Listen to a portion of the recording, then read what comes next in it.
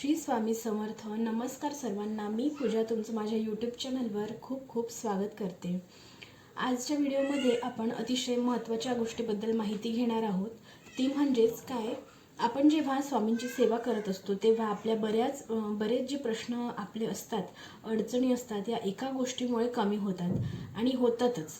पण त्या गोष्टीमध्ये सातत्य असणं खूप महत्त्वाचं आहे. ती गोष्ट कोणती आहे तर तेच आज आपण आजच्या व्हिडिओमध्ये बघणार आहोत. व्हिडिओ सगळा बघा, म्हणजे तुम्हाला तुमच्या सगळ्या प्रश्नांची उत्तरं मिळतील. तर स्वामी सेवेमध्ये ती अशी कोणती गोष्ट आहे जी आपण ज्या गोष्टीमध्ये आपण सातत्य ठेवून जर खंड न पडू देता ती गोष्ट आपण नेहमी केली, व्यवस्थित केली, तर आपल्याला आपल्या आयुष्यातल्या ज्या काही बऱ्याच अडचणी आहेत त्या कमी होतील. ती म्हणजे नित्यसेवा. होय, नित्यसेवेने आपल्या बऱ्याच काही अडचणी कमी होतील. खूप खरं तर 99% आपल्या ज्या अडचणी आहेत त्या नित्यसेवेने कमी होतातच. पण एकदा नित्यसेवा केली, 7 दिवसाचं पारण केलं की लगेच महाराज येतात आणि असं म्हणणार नाही महाराज येऊन की तू खूप सेवा केली, आता झालं, तुझ्या सेवेचं फळ मी तुला देणार आहे, किंवा बोल तुला काय पाहिजे, असं नाही होत. नित्यसेवा म्हणजे सातत्य असणं. सेवा सुरू केल्यानंतर 1 महिना, 2 महिने, 3, 4, 5, 6 महिने जेव्हा तुम्ही एवढं सातत्य ठेवता, कितीही अडीअडचणी आल्या, म्हणजे कितीही संकट असो, दुःख असो जीवनामध्ये, तरीसुद्धा नित्यसेवेमध्ये आपल्याला खंड पडू देत नाही. असं जर आपण सातत्य ठेवलं तर बघा, हळूहळू जे आपले प्रश्न आहे ते कमी होतात. सगळ्यात आधी एक गोष्ट लक्षात ठेवा, आता कोणी कुलदेवीचे पारण करतो, कोणी कुलदेवाचे नित्यसेवा, ज्या पद्धतीने आपण महाराजांची नित्यसेवा करतो त्याच पद्धतीने आपल्याला कुलदेवीची नित्यसेवा सुद्धा करायची असते. तर कुलदेवीची नित्यसेवा आपण कशी करायची, तर ह्याबद्दलचा व्हिडिओ सुद्धा आपल्या चॅनलवर आहे, तो तुम्ही नक्की जाऊन बघा. तर बऱ्याच लोकांना संकल्पयुक्त सुद्धा गुरुचरित्राचे पारायण आपण करत असतो. स्वामी चरित्र सारामृताचे पारायण सुरू असतं आपल्या केंद्रामध्ये सुद्धा. जेव्हा सामूहिक गुरुचरित्र पारायणाला बसत असतो तेव्हा नित्यसेवा आपल्याला चुकवायची नसते. त्याच पद्धतीने रोज जेवायला आपण विसरतो का, आपण पाणी प्यायला विसरतो का, किंवा मोबाईल बघायला विसरतो का, नाही. आपण जर हे घेतलं नाही तर आपण जगणारच नाही. त्याच पद्धतीने रोज नित्यसेवा करणं सुद्धा तेवढंच महत्त्वाचं आहे. जो प्रामाणिकपणे आता बघा, आपल्याकडून कधी कधी सेवा होत नाही. काम घरातले कामं असतात, लहान बाळ आहे, किंवा आपण जॉब वर्किंग आहोत.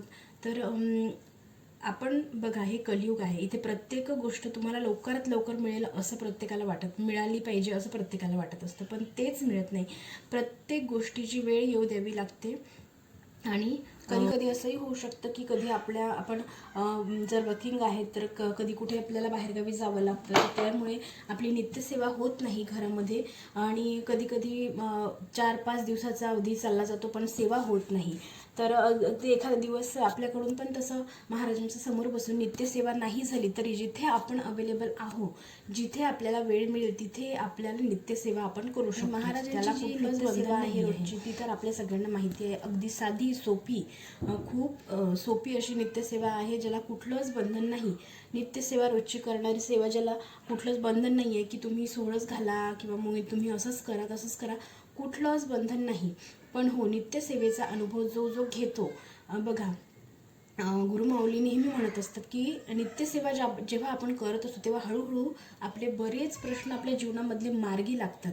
आता एखाद्याला संकल्पयुक्त सेवा सांगितली आहे किंवा अगदी तुमची संकल्पयुक्त सेवा चालू आहे, मग ती कोणत्याही देवाची असो, माता लक्ष्मीची असो, भगवान विष्णूंची संदर्भातली असो, किंवा मग महाराजांच्या संदर्भातली असो, तर ही नित्यसेवा आपल्याला चुकवायची नसते. त्या सेवेसोबतच आपल्याला रोज नित्यसेवा करायची असते. तर नित्यसेवा कधीपासून करू शकतो, काय करू शकतो, तर बघा, कधीही आपण महाराजांच्या सेवेला सुरुवात करू शकतो. आता गुरुवारी किंवा ज्या दिवशी आपल्या मनात येईल की मला नित्यसेवा आजपासून सुरू करायची आहे, तेव्हापासून नित्यसेवा आपण सुरू करू शकतो. फक्त मासिक धर्माचे ते 5 दिवस आपल्याला वगळायचे आहे आणि त्या 5 दिवसांच्या व्यतिरिक्त तुम्ही नेहमी सेवा, आपली नित्यसेवा रोज आपण केव्हाही सुरू करू शकतो. नित्यसेवा म्हणजे काय, तर रोज नित्य नियमाने केलेली जाणारी सेवा. मग जर आपले दिवस खूप छान असतील, खूप सुखा समाधानाची असतील, लक्झरी लाईफ आपण जगत आहोत, तरीही सुद्धा आपल्याला नित्यसेवा करायची आहे. आणि जर आज माझ्यावर खूप जास्त संकट आहे, शारीरिक, आर्थिक, मानसिक कष्टाने मी जर व्याकुळ आहे, तरी सुद्धा मी सेवा करणार. थोडक्यात काय, आयुष्यामध्ये जेव्हा बदल आपलं चांगलं आणि वाईट या सगळ्यांसोबतही आपल्याला नित्यसेवा महत्त्वाची आहे. तर आता नित्यसेवा म्हणजे काय, तर महाराजांची रोज 3 अध्याय श्री स्वामी चरित्र सारामृताचे 3 अध्याय क्रमशः वाचायचे आहे. त्यानंतर 11 माळी. तर नित्यसेवा म्हणजे आपल्याला काय करायचं आहे, जेव्हा पहिल्या दिवशी जर गुरुवारपासून तुम्ही नित्यसेवा सुरू केली, तर गुरुवारी आपल्याला पहिला, दुसरा, तिसरा अध्याय वाचायचा आहे. त्यानंतर शुक्रवारी 4था, 5वा, 6वा, शनिवारी 7वा, 8वा, 9वा असं आपल्याला क्रमशः अध्याय वाचायचे आहे. एवढं सविस्तर कधी काही जर तुम्ही नवीन असाल चॅनलवर, तुम्हालाही जर नित्यसेवा स्वामींची सुरू करायची असेल, तर त्यासाठी हे डिटेलमध्ये सांगत आहे. तर त्यामुळे रोज आपल्याला 3 अध्याय, आज 3, उद्या 3, परत 3 असे क्रमशः आपल्याला वाचायचे असतात. रोजचे 3 अध्याय वाचल्यानंतर 7 दिवसामध्ये आपलं एक पारायण होऊन जातं. 7 दिवसानंतर परत पहिला, दुसरा, तिसरा अध्याय, त्यानंतर असंच क्रमशः आपल्याला वाचायचं आहे. पुढे जर तुम्हाला वाटलं तर तुम्ही वाढवू शकता. 7 अध्याय एका दिवशी वाचवू शकता. पहिल्या दिवशी 7, दुसऱ्या दिवशी 7, तिसऱ्या दिवशी 7, असं करून 3 दिवसामध्ये आपलं एक पारायण पूर्ण होतं. अशा प्रकारे आपण सेवा वाढवू सुद्धा शकतो. छान वाटतं ना वाढवा सेवा. दिली तर काय जाणार आहे आपलं, आपण देवाकडे किती मागतो, मला हे नको, हे दे, हे नको देऊ, मला इतकंच दे मागतो ना आपण. मग त्याच पद्धतीनंतर 11 माळी श्री स्वामी समर्थ मंत्राच्या करायच्या आहे. तर आता 11 माळी करायची आहे. बापरे, 11 माळी करायची आहे असं खूप फास्ट करतो आपण. श्री स्वामी समर्थ, श्री स्वामी समर्थ, श्री स्वामी समर्थ, एकदम फास्ट. याच्यामध्ये काय होतं, 1-2 मनी इकडे तिकडे होऊन जातात. तर असं नाही करायचं. श्री स्वामी समर्थ, श्री स्वामी समर्थ, श्री स्वामी समर्थ, या पद्धतीने. खूप हळू पण नाही, खूप फास्ट पण नाही. तर पळापळा असं पण नाही. आणि म्हणजे एक माळ ज्यांना करणं, एवढ्या माळी जर 11 माळी करणं शक्य नाही समजा, तर मग वेळ नाही आहे किंवा घरचं काम आहे, काही असो, तर चालता बोलता सुद्धा नामस्मरण करू शकता. चालता बोलता फिरता, काम करताना, ऑफिसमध्ये असाल, कुठेही असाल, नामस्मरण करू शकता. तर आपलं मन शांत ठेवायचं. आपलं मन तसं शांत नाही राहत, पण तरीही शांत ठेवण्याचा प्रयत्न करायचा. नाही शक्य होत तर महाराजांसमोर किमान 5 मिनिट बसायचं. सकाळ, दुपार, संध्याकाळ, रात्र, केव्हाही, जेव्हा तुम्हाला वाटेल तेव्हा महाराजांसमोर बसून नित्यसेवा आणि मंत्रजप. पण फक्त 12 ते 12:30च्या वेळेमध्ये आपल्याला सेवा करायची नाही आहे, माळ जपायचं नाही आहे किंवा अध्याय वाचायची नाही आहे. कारण ही जी वेळ आहे ती दत्त महाराजांच्या भिक्षेचा वेळ असतो, टाईम असतो. तुम्ही बाकी ही वेळ वगळता तुम्ही महाराजांसमोर कितीही सकाळी, दुपारी, संध्याकाळी, केव्हाही आपण नित्यसेवा पण करू शकतो. महाराजांच्या समोर बसा, बोला त्यांच्याशी.